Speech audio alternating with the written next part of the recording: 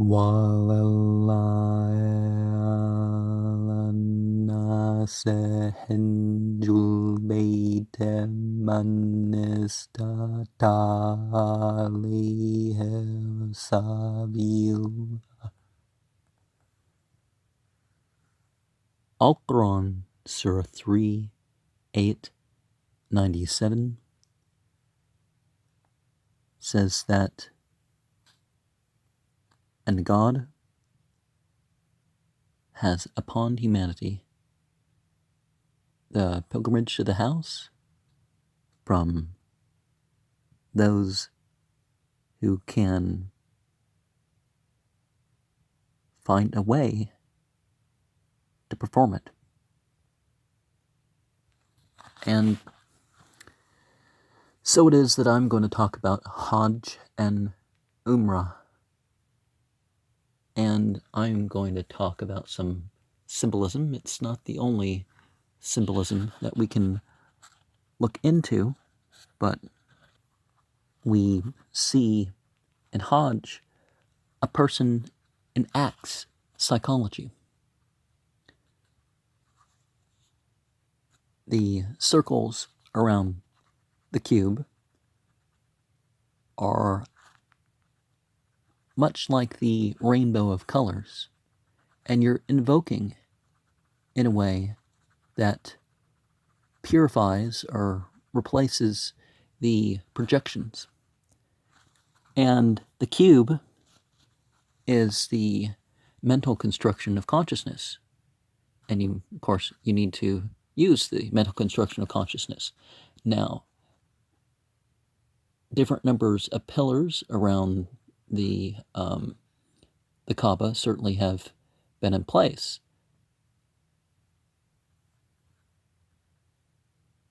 360 was certainly a number that was used, and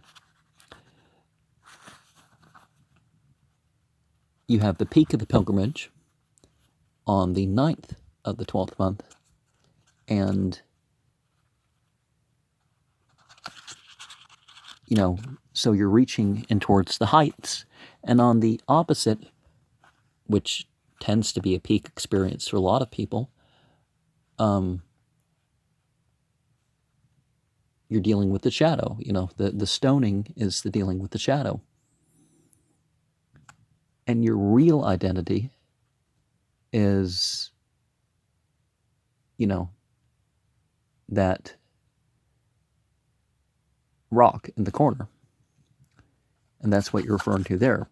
Of course, you're getting towards a real view of God, and the whole thing with the silver vagina around it, and they use different materials as the years have gone by for that, or the or other elements of how the building was constructed and reconstructed. But the symbolism stays pretty much the same. And of course, you have the penis symbols that show the prostrations, and you have that into the structure of the building, so the male and the female. But anyways, you got the to that which you return is one of the clear things being done there. The going in between Safa and Marwa, this, of course, addresses the whole duality thing. Regardless of the expense that it's been turned into or anything else, the tents represent the inherently nomadic or searching out nature of humanity. The growing out of one's hair and nails, and of course, towards the end, the trimming of all this after the completion of the pilgrimage, which is finalized by the slaughter of a sacrifice. which you can look at the animal being sacrificed as representing something particular because it's that animal, but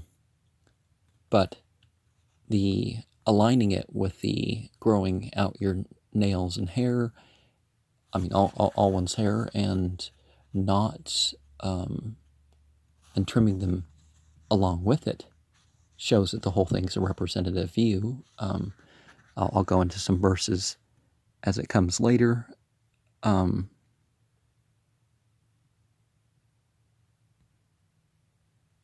The collecting of stones, that 7 times 7, it reminds us of the cameo square of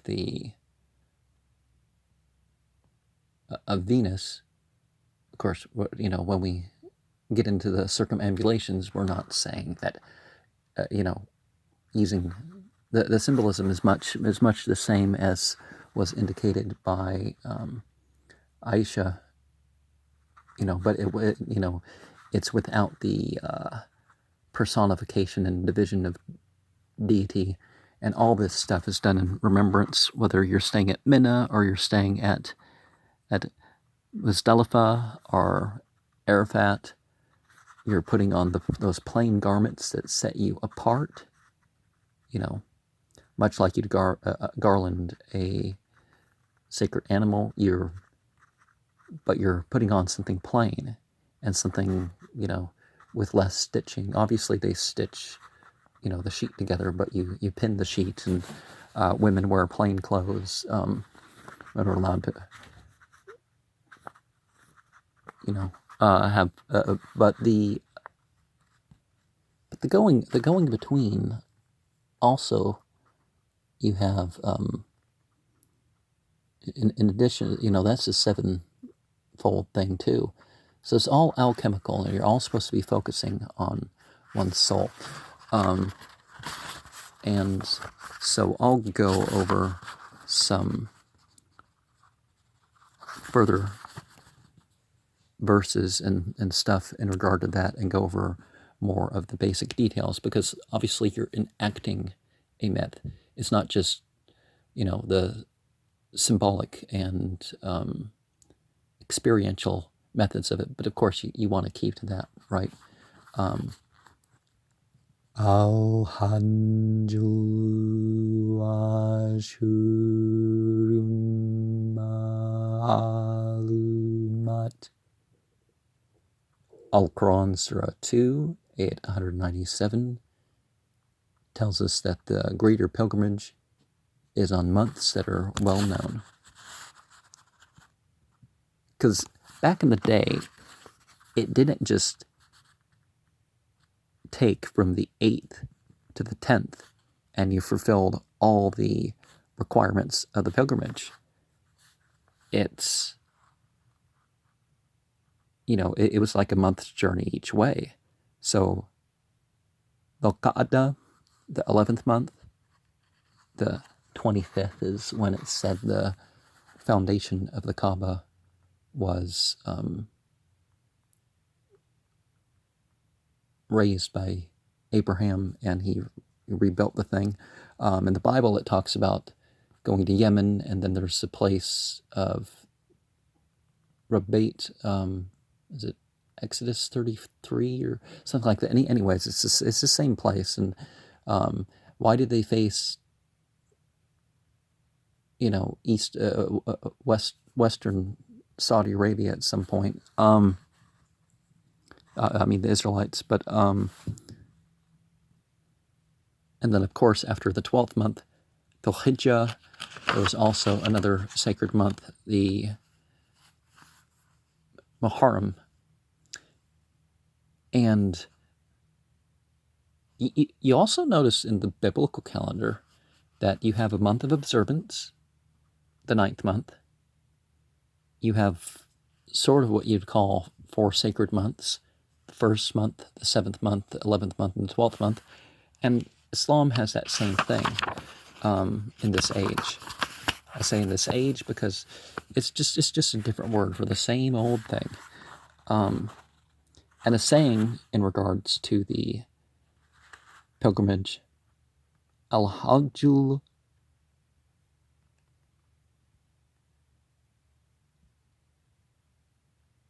Mubaruru Laysa Lahu Jaza'un Ilal Jannah. So, Mabrur. Okay. Al-Mabrur. There's not the vowel marks with this. The sound, our accepted pilgrimage, has no reward except paradise. Paradise and hereafter. And people talk about the location and all that other stuff. The location, if that's supposed to be a miracle, it's really, about the fact that it's in a place that has kept it for more or less what it is. Don't you have the circular wall? Doesn't that the Crohn's constellation, and then you have the Swan constellation, sort of like our dove or something, and that's the messenger. The between the worlds, you have that cloth kind of divides the line between the consciousness and the unconscious, and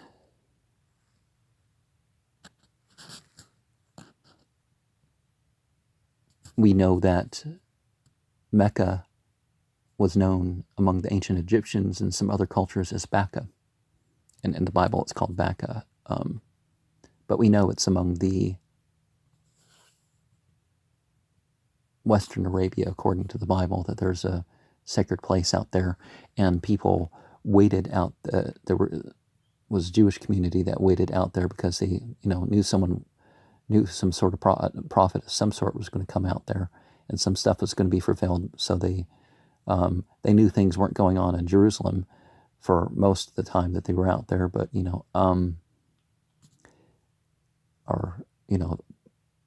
Maqdasa, as it's called in Arabic, the Holy Land. But there's lesser pilgrimages elsewhere. One can, there's a greater and lesser pilgrimage at Mecca, but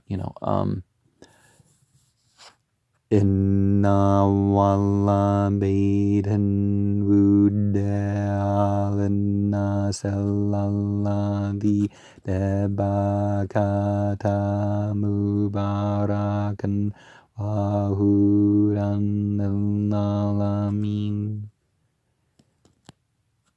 Al-Quran, Surah 3, Ayat 96, says that the first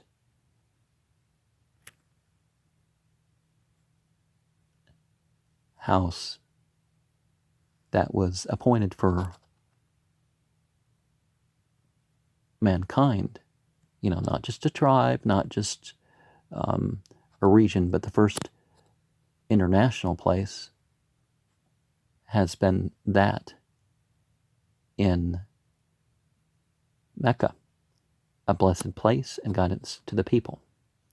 And of course, let's look at the Egyptian meaning, the Ba-Ka and Ha. You actually can find this. And again, it was something in Arabia that they were looking at as having this place. The ancient Egyptians did. And they even had an idea that there was a Holy Land in Sinai and some other stuff. But so you have the two types of the soul, sort of the projection soul, and the Ka and the Ba. You can actually find ancient Egyptian references where they called it the Ba-Ka. But and the more mental soul, you could call it. That's not really the right word, because there is the idea of the mind, but it's the more basic idea of the soul that the person has. But the hay is the house. So it's where your projecting goes, because you face that direction in prayer and think about this place over there and that sort of stuff. But the obligation of the pilgrimage is it's one of those once in a lifetime things. It's not every year.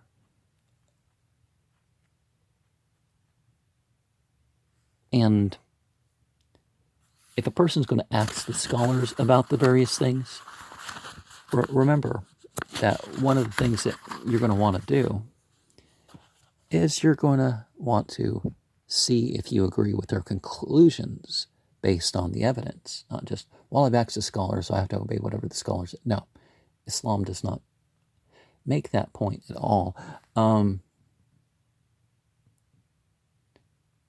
And obviously you come with all your own money, all your own food. It used to be you have to bring your own animals.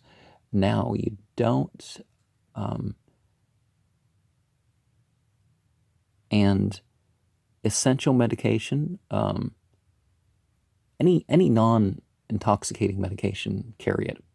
But anything that's, if you're in the condition that you can only do the pilgrimage if you're high on opiates, I would question whether or not that's, if you can stay home and not be high, or sit in one's chair and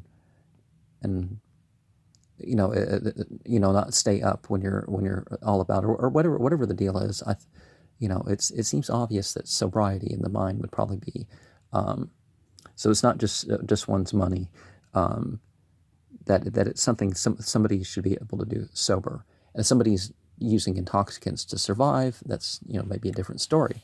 And if they have to survive anyways, why not put them on the bus? But if there's an option, I would say sobriety would be preferred to the pilgrimage. And aside from being careful about your issues of what foods you eat, we're not all Arabs or Hindus.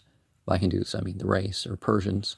Again, I mean the Iranian race. It's people get uppity about whatever category you have for Arab means mixed people, includes all the Semites. It's a pretty good term. Of course, some of the Jews are going to make it, but anyways, we all can't consume dairy.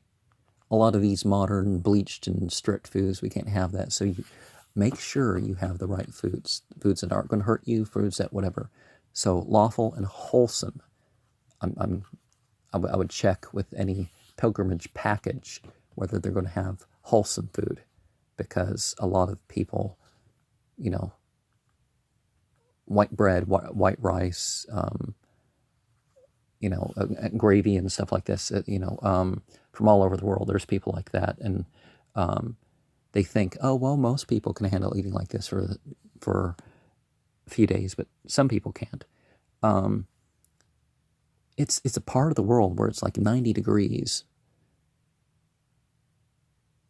It gets like 90 degrees in winter, and in the cold of winter it gets to 90 degrees. So one's got to look at stuff like that, and low temperatures, record lows are only like the 50s. So it's not a it's not a hot area. So the clothing is pretty much appropriate enough year round. You don't during the pilgrimage.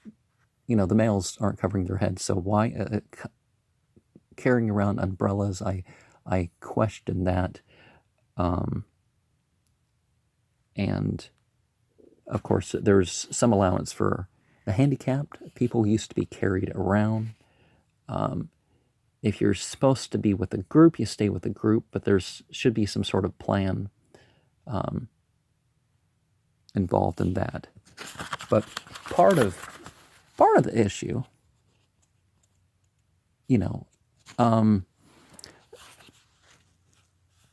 but part of the issue is that you have, okay, fine, you fulfill the requirements, but why can't you look towards having an experience?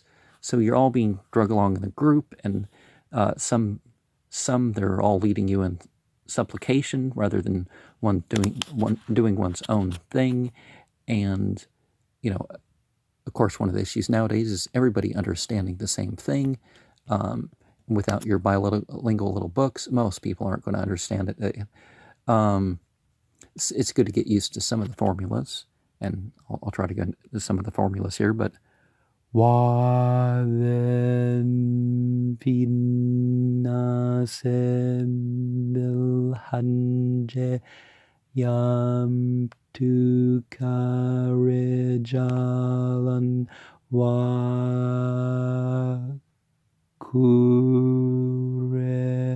ضَامِرٍ يَأْتِينَ.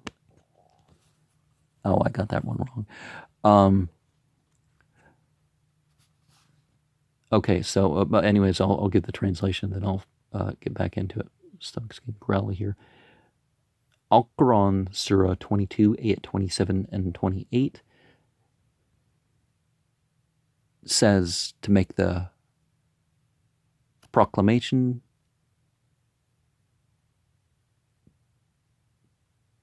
among people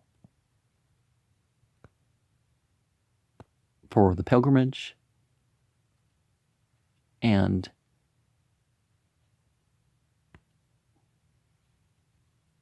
they're coming to God God's omnipresent, but you know what I mean. They're coming to you on foot and upon every animal adapted to traveling.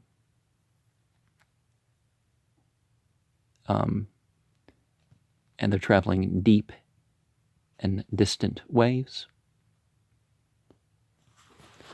Okay, let me see. Sorry. وَذَنْ فِي النَّاسِ بِالْحَجِّ يَأْتُوكَ رِجَالًا وَعَلَى ضَامِرٍ يَأْتِينَ مِنْ كُلِّ فَجٍّ عَمِيقٍ. So we need to remember our cleanliness. There's certain things you don't do on the pilgrimage. So once you put on that ihram, you're not, the plain garment that renders you sacred. Well, I mean, but in the particular sacred state, you're not combing your hair, you're not using perfumes of any sort. So if you have sunscreen and this is part of how you're getting by out there because you're so pale or something, you can have that, but pick the stuff without lavender and other scents added to it. And you certainly, but you're more important than those outer forms is to purify one's intention and to having a correct belief that as a Muslim, or if you're going to use the feminine,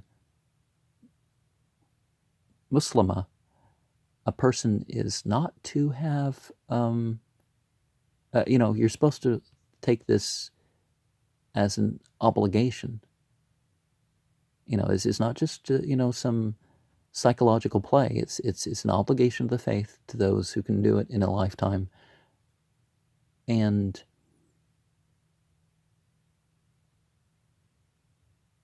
yeah. Al-Hajju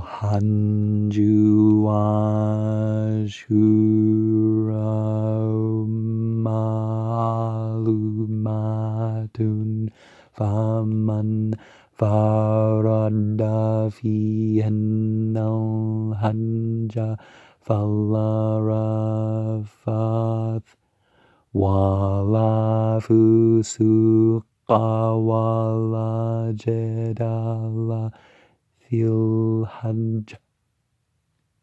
And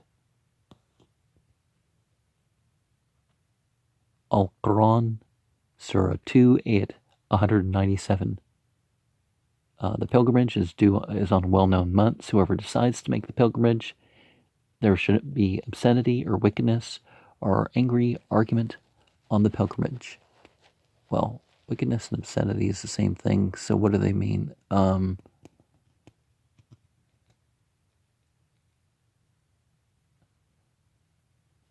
But yeah, you can, just like the fasting, controlling one's emotions and all that is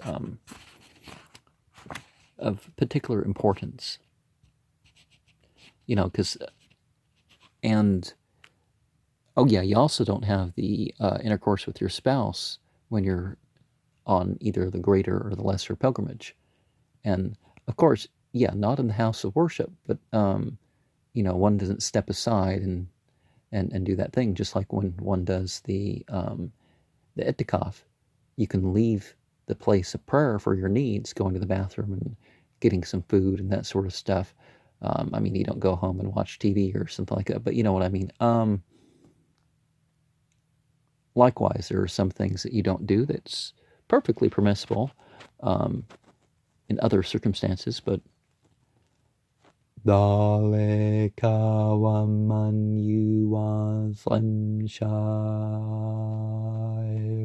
الله فإنها من تقوى القلوب. And Al-Quran, Surah 22, Ayat 32 says,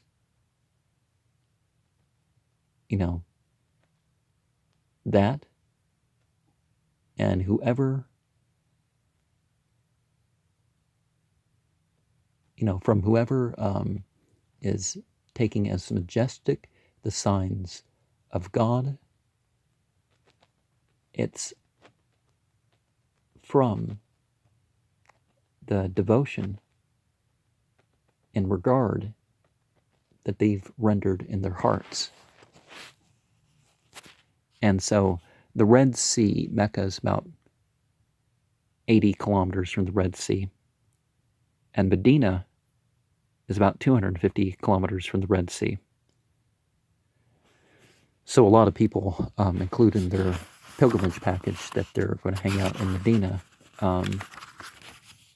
But I still question and the shoes. Remember that the shoes for the person in Ihram are, if you have to have braces on your shoes, okay, but you still would try to figure that out with sort of a sandal thing or a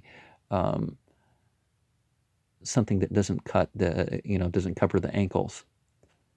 Now, the women cover the ankles with their clothes as part of their full modesty, but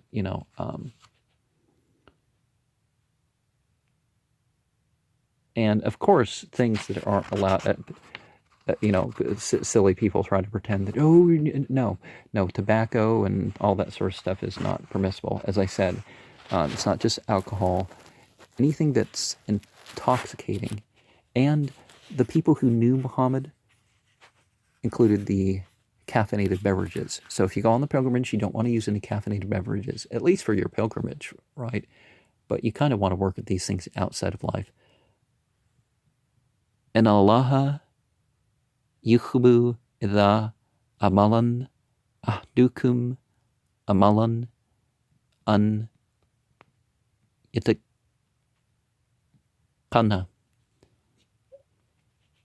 And certainly God loves any of you who perfect his or her work. So see, you should really practice your whole life towards doing something like this if you're going to do this sort of thing. Now, there's different types of the pilgrimage. There's the lesser pilgrimage, where you make the circumambulations and the going-betweens, the Safa and Marwa pillars, and the circumambulations around the Kaaba, and then you go do the regular pilgrimage. There's that where it's broken, and there's where you just do the greater pilgrimage. And you can do the greater pilgrimage without doing the sacrifice at the end. But those who can afford the sacrifice, it's something that should be done yearly anyways. Bukhari and Muslim.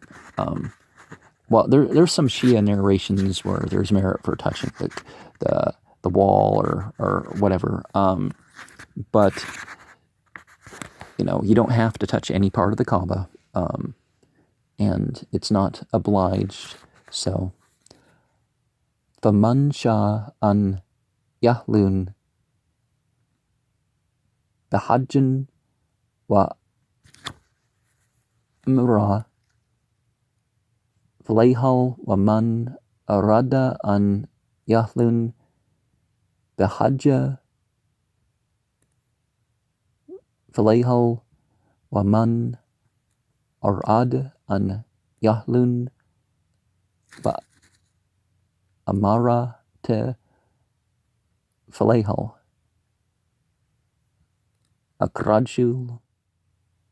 Oh, that's just who. But whoever intends to perform the greater pilgrimage and the lesser pilgrimage together, it's all right. Whoever intends to make the greater pilgrimage, it's all right. And whoever intends to make Umrah, it's all right.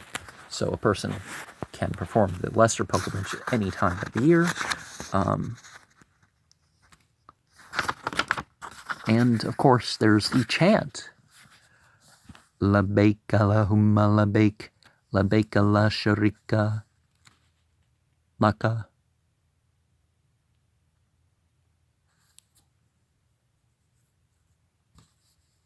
Labbaik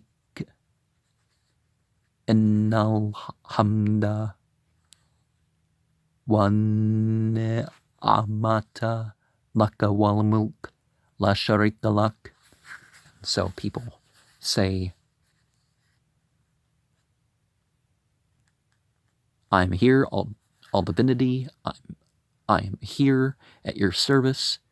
There's no partner with you. Here I am. Certainly, the praise and the provisions are yours, and so is the dominion and sovereignty. There is no partner with you. Of course, the 10th through the 13th day, just like the beginning of the 10th month, these are days where a person does not fast.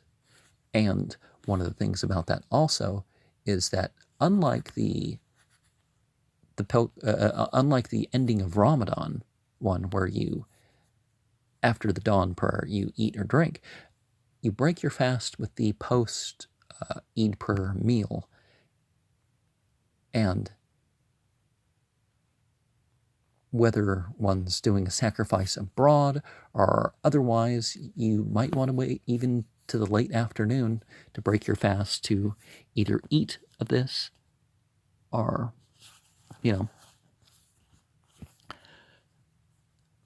Labbaik Allahumma labbaik, labbaik la sharika laka labbaik, innal hamdu wa ni'mata laka wal mulk la sharika lak. And Subhanalladhi sakhara lana hadha wa ma kunna lahu muqrinin wa inna ila rabbina lamunqalibun. Al-Quran, Surah 43, ayat 13 through 14. So we glorify God who has submitted these unto us, and we are not capable of subduing them, without him, and of subduing them. I guess that's the implied thing, but and surely unto our Lord we are returning. And see, we're enacting the whole day of judgment thing. And there are certain things that the corners of the Kaaba point to and that sort of stuff, but again, some of that stuff's not the point. Obviously, the five pillars of faith, 7 pillars of belief, because the standing place, Just like the Bible, Abraham turned his back on the sun and faced the place of worship. So each place that Abraham is said to have restored or established as a universal place of worship, because it said that the place at Salem, Salam, which later became Jerusalem, even in the Bible, there's an indication that that came later. He turned his back on the sun and picked this as his place facing. Yeah. And of course, prayer directions and some of these things can change per generation. And I'll get into more of the stuff later. Of course, some people, if they go to Medina, they're going to like to visit Masjid Quba, which is a little place nearby. I've said there's a reward for Jerusalem, visiting there as a religious act. Medina's twice that, and then, like 100,000 prayers versus any other place. And I'm referring to masjid, not masjid, what that sort of thing. So you go to the house of worship, but you go to the Masjid al-Haram, it's multiplied like that. And I'm gonna get to this later.